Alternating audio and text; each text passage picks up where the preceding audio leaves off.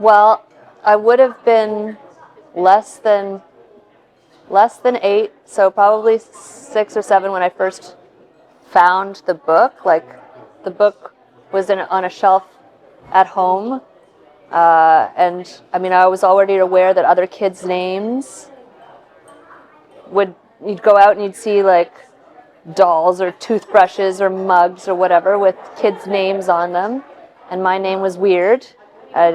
People would often be like, "That's a strange name," or "That's a lovely name," and I knew that I had never heard anybody else with it. So when I saw Sonnet on this little paperback book, I took it down. I'm like, what, okay, it's these blocks of, and maybe my mom told me it was a poem, I don't know, but I could read quite early. And so, so that this book kind of fascinated me, and I would take it with me.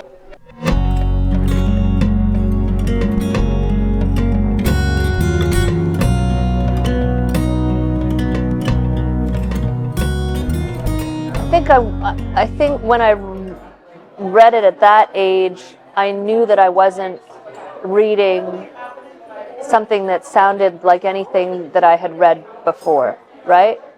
And at that age too, I think I would have just been, I know my mom gave me like a Beverly Cleary book at that same house, that the memory that I had told you about taking the sonnet book to school.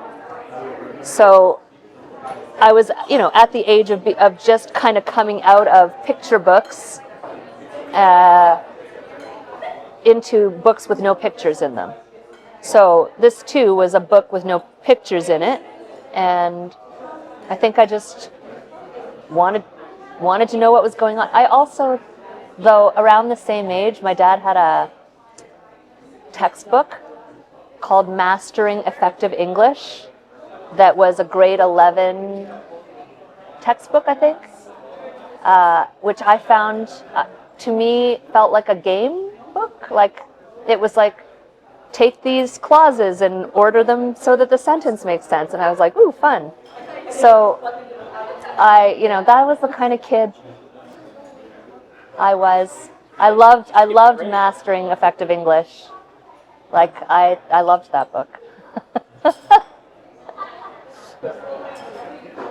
In high school, I read them with a little bit more teen angst, right? And we had a computer science class where we were learning BASIC, like the programming language BASIC. And so I think one of our first assignments was around making the computer, like, how can you make a program so that when you click or put a command in, it brings up a text. And it was like, you had to do it like line by line or bring up the whole text. And so, but I even did some on my own with it. We're not part of the class. I just wanted to put a whole bunch of Shakespeare's sonnets into the computer. So I did a bunch of that. And by that point, I do remember, I think it's Sonnet 28. Forgive me. It's the When in Disgrace with 29. When in Disgrace with Fortune and Men's Eyes, I all alone beweep my outcast state. Like, I loved that poem.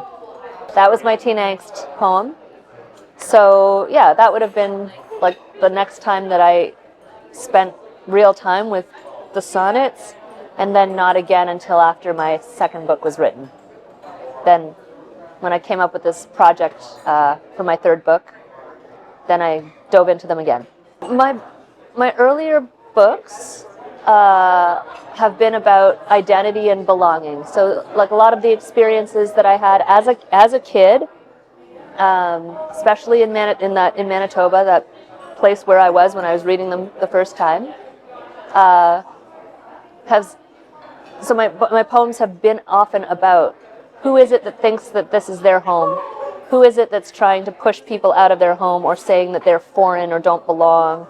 And I was born in Toronto. I was born in Canada, but was but often treated as though I was a foreign element. So my work has often been about where are we and who is we.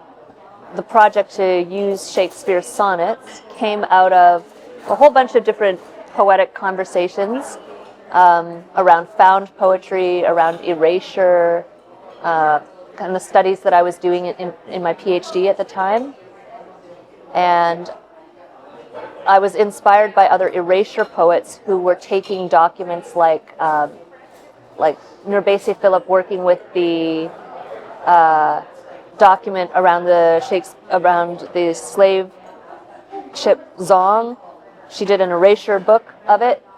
I wanted to express my own sense of erasure and what one had to do, how I would have to erase, say, my mom's accent, or the kind of food that we ate at home, or the stories, or the perspectives of a non-white person, that in order to fit in, the pressures to erase that were not about necessarily getting rid of me, like the dynamics were not about getting rid of me, but about crowding me out until I could be there but not a threat. And so I wanted to take a text and crowd it out in a way that was analogous to that experience of living in a formerly like a British colony, right? And so the sonnets that I was already familiar with, that were a part of my education, made sense as the raw text to do that crowding out work with, so that the analogy of belonging and erasure would work on many levels. The books that I write express my values and experiences, so it's not, I wouldn't say so much that what I do in my books and like some kind of craft or technique that comes mainly out of doing the book stuff then translates into teaching that technique. It's more that the values and perspectives that inform what I've written and the formal inventions that I have come up with, and my relationship to form, like why the way I think about poetic form, all comes from those questions around identity and belonging, nation, language. And so yeah, the way that shows up in a classroom is like I ask them how form works, and to think about how form shapes how they can express themselves and how what they write is going to be read. It informs how we talk about who's your expected reader. Like if you are writing about a totem pole and you say them, like who's we and them? It informs how I want them to think about the fact that we're using the English language. Like who is the we? Why are we using English? What does it mean to continue to make creative work and create more cultural products in English when we are in places where we're trying to revitalize Hulkaminum, right? Yeah. So all of those layers come into which poems I pick to talk about and how we talk about it, and also hopefully make enough space for other students who want to be exploring similar things to have the space to do it. Shakespeare's way of expressing love is, you get taught that it's so deep, but after a certain point, I just think this is some guy. This is a poet. I mean, he was a great, he's a good writer, great writer, but he's not superhuman, right? It's just, and some of the sonnets are not as great as the other sonnets, and 144 poems in one book is a lot, and sometimes he hits the same note over and over again, like he's human. And I would say that perhaps I identify with the I in the sonnets less than I would have when I was young.